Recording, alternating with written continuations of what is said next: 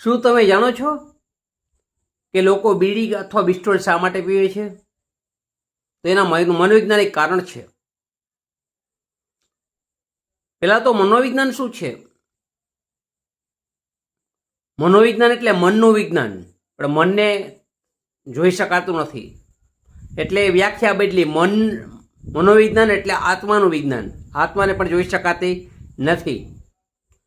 પછી એમ કે મનોવિજ્ઞાન એટલે ચેતનાનું વિજ્ઞાન, ચેતનાને પણ જોઈ શકાતી નથી.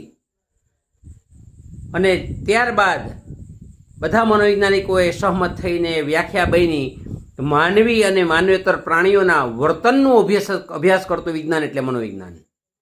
માનવી અને માનવેતર પ્રાણીઓ, બીજા એ બધા પ્રાણીઓને એના વર્તનનો અભ્યાસ કરતું, એટલે ટૂંકમાં મારું ને તમારું જે કાંઈ વર્તન થાય છે, વર્તનને આધારે ખબર પડે કે આના મનમાં શું ચાલે છે. તો આપણો એક મહત્વનો પ્રશ્ન કે તમે જુઓ છો, મનોવૈજ્ઞાનિકોએ નક્કી કર્યું કે અરીસામાં જોઈને ચકલી ચાંચ મારે છે. અરીસામાં જોઈ ચકલી ચાંચ શા માટે મારે? તો એના ઉપરથી નક્કી થયું છે કે બહેનોનો એટલે કે સ્ત્રીઓનો સ્વભાવ ઈર્ષાળુ હોય છે. સ્ત્રીઓનો સ્વભાવ ઈર્ષાળુ હોય છે. શા માટે? તો કે ભાઈ ચકલી છે એ અરીસામાં બીજી ચકલીને જુએ એટલે એમ થાય કે મારા ચકલાને છૂટવશે, એમ માનીને એ ચાંચ મારે છે. આના ઉપરથી મનોવૈજ્ઞાનિક કારણ ફલિત થયું છે આ કે સ્ત્રીઓનો સ્વભાવ ઈર્ષાળુ હોય છે. બીજા નંબરમાં જે મુખ્ય પ્રશ્ન કે લોકો બીડી અને બિસ્ટોલ શા માટે પીવે છે?